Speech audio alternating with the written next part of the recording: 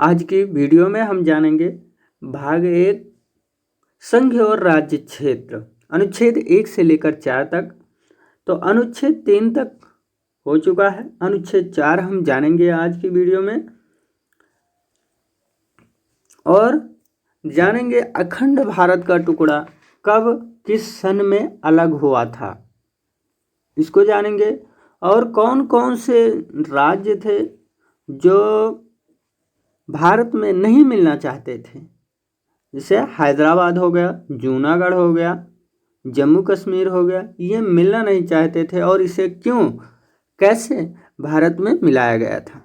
तो आज की वीडियो में इतना ही जानेंगे। तो अनुच्छेद 4 जब संसद अनुच्छेद 2 का प्रयोग करेगी यानी किसी विदेशी राज्य को मिलाएगी, या अनुच्छेद 3 का प्रयोग करेगी यानी किसी राज्य को तोड़ेगी, तो उसके लिए राष्ट्रपति से किसी विशेष अनुमति की जरूरत नहीं है, क्योंकि इसे अनुच्छेद 368 के बाहर रखा गया है। जो किसी भी अनुच्छेद को या किसी भी अनुसूची को यदि 368 से बाहर रख दिया जाता है तो उसमें अनुच्छेद 368 नहीं लागू होता है। इसका मतलब ये हुआ कि राष्ट्रपति का हस्ताक्षर उसमें पूछने की जरूरत नहीं पड़ती है। जिसको 368 यानी अनुच्छेद 368 में रख दिया जाता है उसमें राष्ट्रपति का हस्ताक्षर जरूरी होता है। यानी जब किसी भी अनुच्छेद को 368 में रख दिया जाता है तब उसमें राष्ट्रपति का हस्ताक्षर होना जरूरी होता है और राष्ट्रपति से अनुमति भी लेनी पड़ती है। तो अनुच्छेद 4 में यही बताया गया कि जब संसद अनुच्छेद 2 का प्रयोग या 3 का प्रयोग करेगी या किसी भी राज्य को तोड़ेगी, अनुच्छेद 3 में है किसी भी राज्य को तोड़ेगी, विस्तार करेगी, उसका नाम चेंज करेगी, तो राष्ट्रपति से विशेष अनुमति की जरूरत नहीं। वो सांसद को अधिकार है कि वो स्वयं उसको तोड़ सकती है, कर सकती है, और उसमें हस्ताक्षर यानी राष्ट्रपति का हस्ताक्षर भी जरूरी नहीं है, क्योंकि इसे 368 से बाहर रख दिया गया। जो अनुच्छेद 368 से बाहर रखा जाता है उसमें हस्ताक्षर, राष्ट्रपति का हस्ताक्षर या उनसे अनुमति लेने की आवश्यकता नहीं पड़ती है। अखंड भारत का टुकड़ा, अखंड भारत का टुकड़ा यानी भारत, जो हमारा भारत है वो पहले अखंड भारत था। सबसे पहले 1893 में डूरंड लाइन खींच दी गई और अफगानिस्तान अलग हो गया। यह अखंड भारत का पहला टुकड़ा था। यानी जब प्रश्न बनेगा अखंड भारत का पहला टुकड़ा किस सन में अलग हुआ था, तो 1893 में अलग हुआ था। और कौन सा वो है जो अलग हुआ था राज्य, वो अफगानिस्तान। कौन सा देश या यानी राज्य हो गया, तो ये अफगानिस्तान था। जो देश है ये अफगानिस्तान, ये 1893 में अलग हुआ था। अखंड भारत का दूसरा टुकड़ा 1935 में म्यांमार, जिसे बर्मा के नाम से जाना जाता था, वो अलग हुआ था। 1935 में म्यांमार अलग हुआ था और जिसे बर्मा के नाम से जाना था। यानी अखंड भारत का पहला टुकड़ा 1893 में और अखंड भारत का दूसरा टुकड़ा 1935 में अलग हुआ था।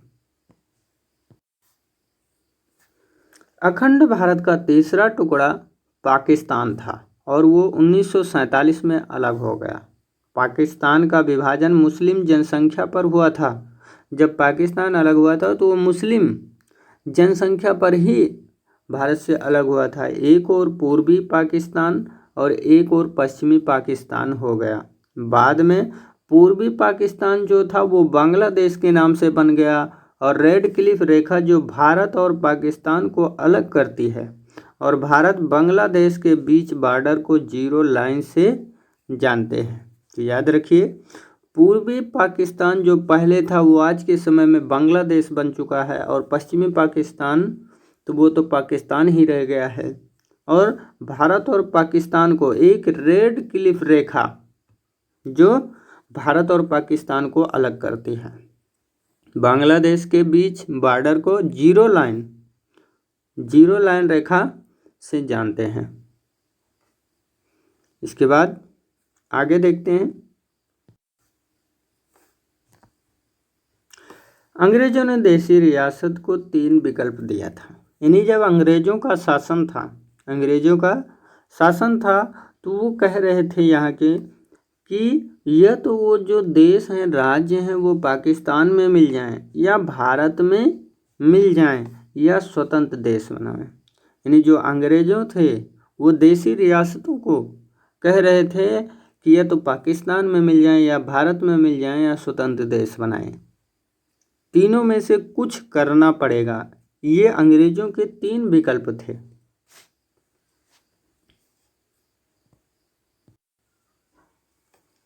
जब देश आज़ाद हुआ तो भारत में 552 से अधिक देशी रियासत थी। 552 देशी रियासतों को मिलाकर फेडरेशन बनाना संभव नहीं था, इसलिए सरदार पटेल को जिम्मेदारी दी गई थी कि इसे मिलाकर यूनियन बनाइए। यानी भारत को यूनियन बनाइए और इस काम में 3 लोगों की महत्वपूर्ण भूमिका थी। यानी जब देश आज़ाद हुआ था तो इस देश में 552 से अधिक देशी रियासत थी और जब 552 से अधिक देशी रियासतों को फेडरेशन देश बनाना संभव नहीं था, जिसमें कहा गया है कि अमेरिका एक फेडरेशन देश है, तो अमेरिका में 552 से अधिक देशी रियासत नहीं है, तो भारत में 552 से अधिक देशी रियासत थी, इसलिए इसे फेडरेशन देश बनाना संभव नहीं था।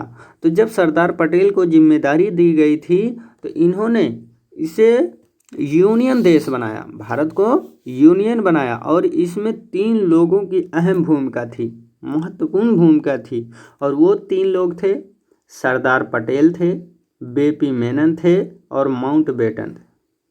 इन 3 लोगों ने मिलकर भारत को यूनियन बनाया था। इन लोगों ने सभी राज्यों को भारत में विलय करा दिया, किंतु 3 राज्य भारत में विलय के लिए तैयार नहीं थे।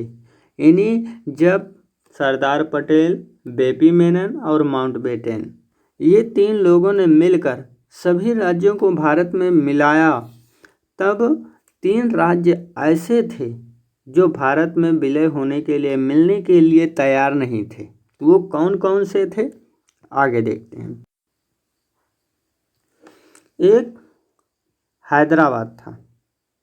हैदराबाद के निजाम हैदराबाद को पाकिस्तान में मिलाना चाहते थे। जो हैदराबाद था उस समय के जो राजा थे वो निजाम थे, वो हैदराबाद को पाकिस्तान में मिलाना चाहते थे, किंतु सरदार पटेल ने पुलिस की वर्दी में सेना भेजा जिसे ऑपरेशन पोलो कहा गया। इसी के तहत हैदराबाद को भारत में मिला लिया गया।